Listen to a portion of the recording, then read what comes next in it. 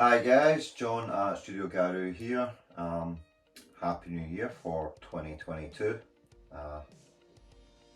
This video is going to be my 2022 hobby resolutions.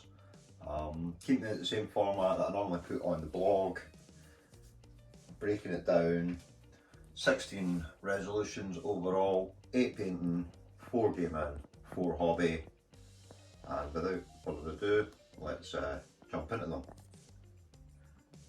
Okay, painting challenge number 1, tiny SAGA Age of Magic. So I did the Hearshow challenge last year and I painted up the Ordenstat.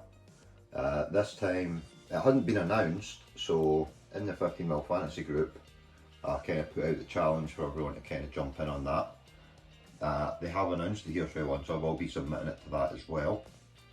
What we've got here is some Forest Dragon STLs printed out 150%. Provisionally looking at the Great Kingdoms list using these Bretonians. So coming in, there is more than 8 points here. I have a couple of Paladins on Pegasus and mounted. General options, or Warlord options, sorry. Horse, Pegasus, Hippogriff, 3 different Sorceress, 2 different Lieutenants, and then for the units we've got some Grail Knights and Pegasus Knights for Hearthguard, some Footmen and Knights of the Realm as warriors, unit Levy with bow, and a trebuchet as a static war machine. The way I'd set the challenge out to the 15mm guys was doing it over 6 months anyway, but with the Warlord, a Monster and a Sorceress as add-ons each month, and they have the option, I think I kind of broke it down, do 2 points each, Hearthguard, Warriors and Levy, but when you're putting that point in that month you can change it however you want. So if you want to switch out for like a hero and a war machine, that's cool. Or if everybody gets a joker and they can drop 1 point at any time and switch it for something else for like a monster. With this, I need to use the King on Hippogriff as a Scourge because I don't really have any other big monster to put in, but beyond the challenge it will just be a Warlord on Monster. Okay, painting challenge number 2 is Godtear, however you want to call it. Now, I've had this for quite a while, since Kickstarter. Obviously, a lot of it is still in the shrink wrap, and it was one of those things I was like, I'll always get around to it. So, we were down in Wales last year, so shout out to Lou because he has it. And he made us play it, so it was actually pretty good fun. Fair bit to get through, so I'm going to start with quite a simple entry and go with paint 4 warbands, ideally 1 of each type. Got a few to choose from, might just go for the 2 starters, that covers it, and yeah, I maybe took advantage of the Steamforge Christmas sale and have another 9 on the way, so better crack on with that. Okay, painting challenge number 3 will be the return of Warhammer Underworlds. Got through a few last year, so I'm going to keep on keeping on with that. Got 1 left for seasons 1, 2 and 3 to paint. Already built and primed, so it's a good start. I'm waiting on the last 3 from season 4 coming, and as usual Sarah picked me up the new box for Christmas, so got that to build. Now it seems like they keep adding little extra bits in, so beyond all the box sets that have been released, there is like the 4 that are the easy to build kits. I think I can probably put most of them together now. So I might as well paint them as well. I don't need the cards to paint them. So yeah, just try and work through them over the course of the year to get up to date. Okay, painting challenge number 4. Going back into my project Shieldwall and just painting up loads of Vikings. So rather than continuing, I've got some part done foundry ones just now, but I figured I did quite a lot of them a couple of years ago during the first lockdown for Footsore miniatures.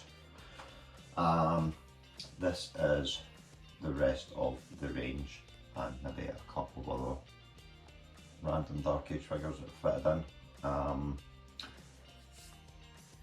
Total for this year, bumped it up from 50 to 52, averages out 1 a week. I think there is somewhere between 35 and 40 here, so that takes care of most of it.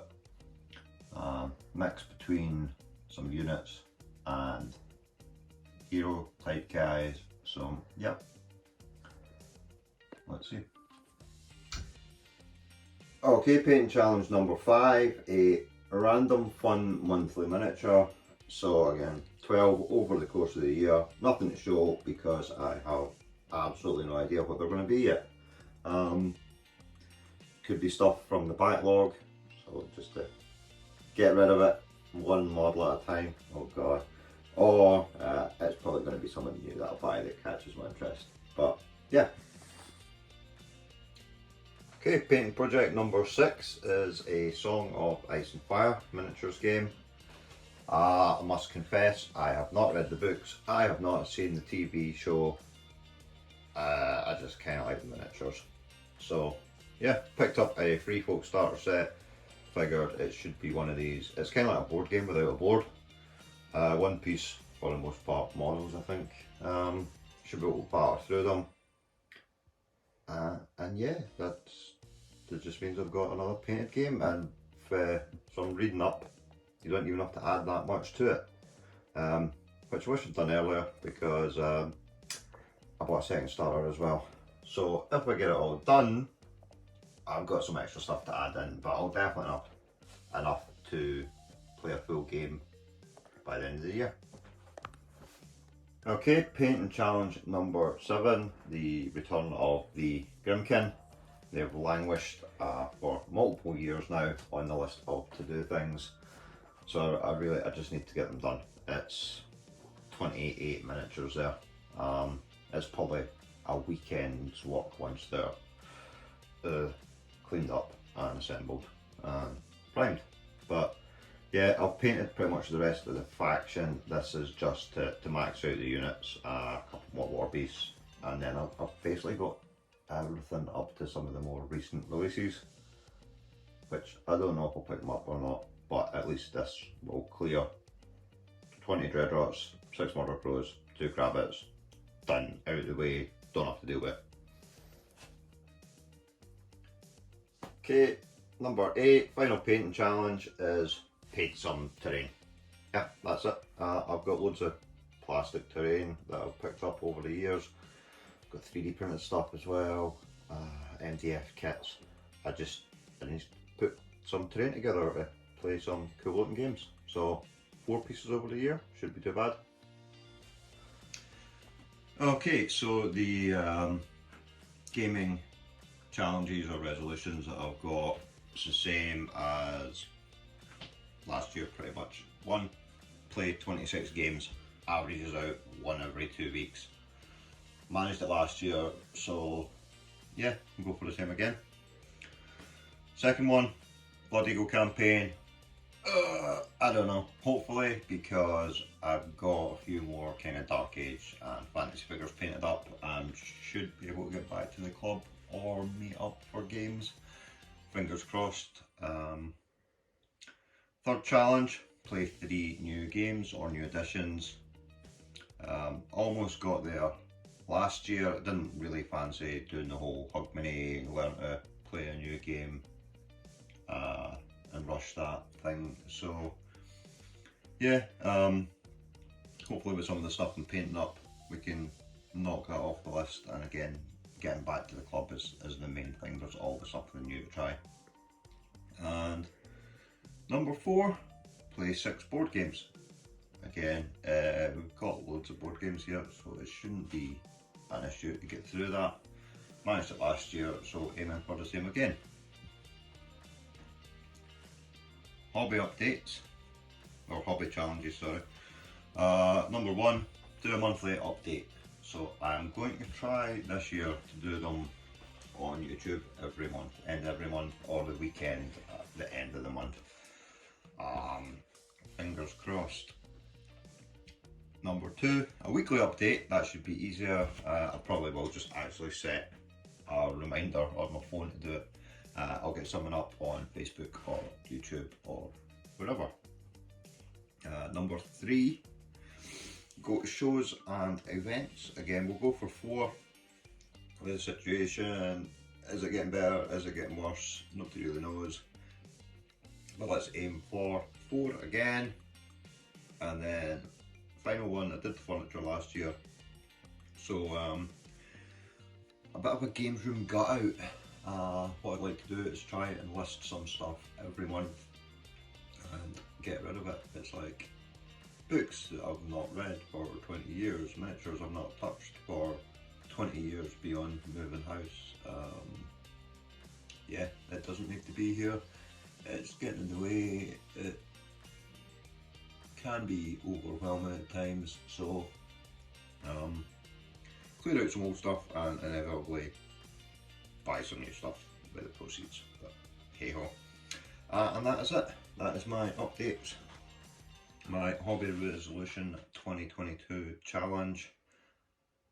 Let's see how I get on.